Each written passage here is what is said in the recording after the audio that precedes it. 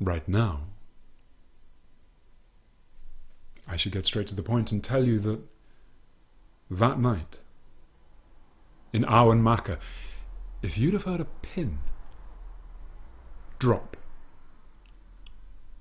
it would have deafened you. That night, in the hall of the Red Branch, those men, the warriors of the Red Branch, men who knew it was better by far to live a short and a glorious life than to die the ignominious death of old age. They were listening like children. Now these were men that would risk everything, even their lives, in boasting contests, all to establish which of them was the bravest, the most courageous, the most daring, the most heroic, which of them should be awarded the champion's portion, the sweetest cut of meat, taken from the pig carcasses which were turning even that moment over the open fires. I can tell you at that moment, even the flames licking the hog carcasses seemed to burn, hushed. Even the king, Conor MacNessa, king of Ulster, even he was silent, still, his face rapt with wonder. Why? Because Phelim was talking, Phelim MacDoyle, the king's storyteller, so without rival at his craft, that not only did the king have him tell stories at his many feasts and banquets, but also privileged him with living accommodation amongst the warriors of the Red Branch, the pinnacle of society at that time.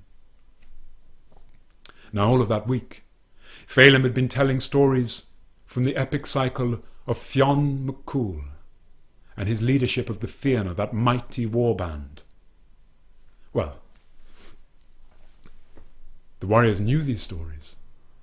They'd been brought up on them, but they loved them, and particularly when the teller was as good as Phelim. On this occasion, the warriors' attention was particularly acute, because Phelim was telling one of their favourite stories, the story of the love of Dermot and Grania. He'd already told them how Fionn himself, now an old man with a long life and a reputation as the best and the wisest of leaders and the strongest and most courageous of warriors, in old age Fionn had decided that he wanted to marry again, and how his eye had fallen on Grania, the beautiful young daughter of Cormac, the High King, the Ard Rí of Ireland. The king had been delighted. Fionn as a son-in-law was an excellent idea. So it was, he told them all of this, and he told them how it all had gone wrong. How Grania had fallen in love with Dermot, the finest of Fionn's young warriors, how the two of them had run away together the night before that Grania was supposed to marry Fionn, how Fionn had woken from a drugged sleep and realised that his bride was plucked. He told them all of this, and how Fionn had gone after the runaways like a ravening wolf, harrying them from their hiding places in the forests, in the trees, in the caves and in the cliffs of Ireland. Phelim had told his listeners how everywhere that Dermot and Grania lay down together, Mother Earth herself, honouring their love, had made a bed for them, a bed of thick moss picked out with the most bright imaginable flowers. And he told them how these beds of Dermot and Grania were still to be found in the woodlands of Ireland, evidence of their fugitive love. And he'd warned them, he'd warned any, against using them for the satisfaction of a meaner love. Because, let's say another ordinary couple were to come across these beautiful beds of moss with the brightest imaginable flowers, lie down and then use them for a meaner, a baser pleasure. They wouldn't regret it for long, because Mother Earth would shoot out sharp briars to snare and throttle any who so offended against the love, their example, the love of Dermot and Grania. He told them all of this, and he told them that after more than a year of such a fugitive life, Fionn's warriors, the Fianna, had prevailed upon Fionn to forgive them and call the runaways home. This done, Dermot and Grania returned to great and joyful celebration. But, Phelim was asking, how sincere was Fionn's forgiveness? Would he really forego his vengeance?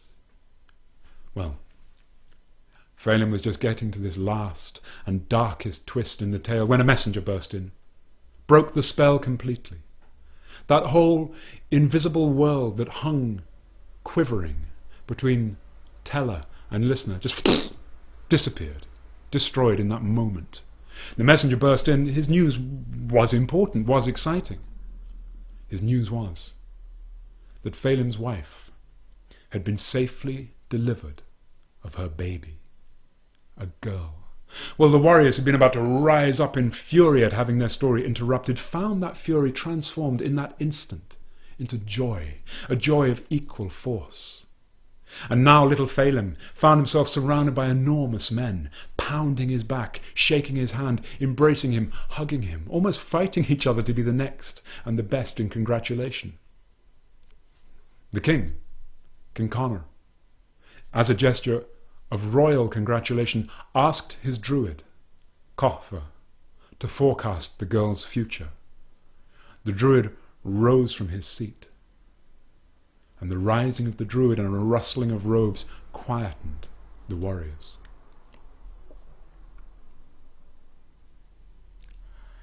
Her name is Deirdre,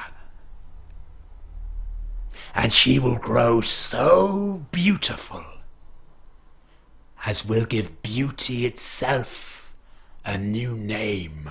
Well, the applause was thunderous, and now men really were fighting each other to be the next and the most fulsome in congratulation for Phelim. Phelim's face had broken into an almost idiotically happy smile. But the druid hadn't finished. Because of this great beauty, kings and chieftains will fight great battles, warriors, bitter duels. This beauty will drown in the blood of men. Rivers of blood will flow through the kingdom of Ulster, and all because of this beauty.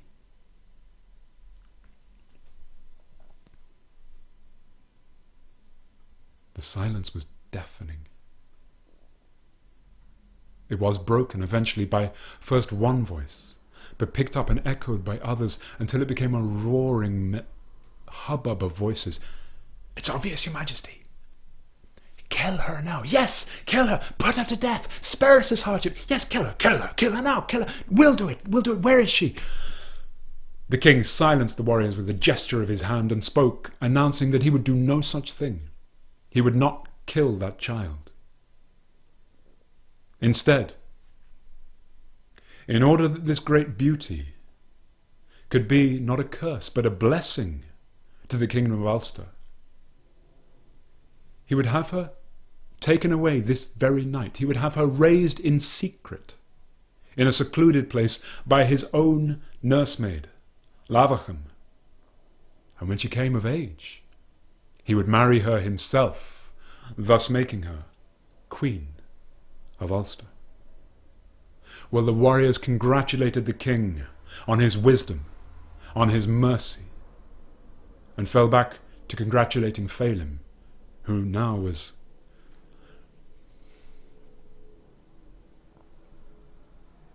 in a different part of the stronghold. Phelim's wife was waiting to introduce her new baby to her husband.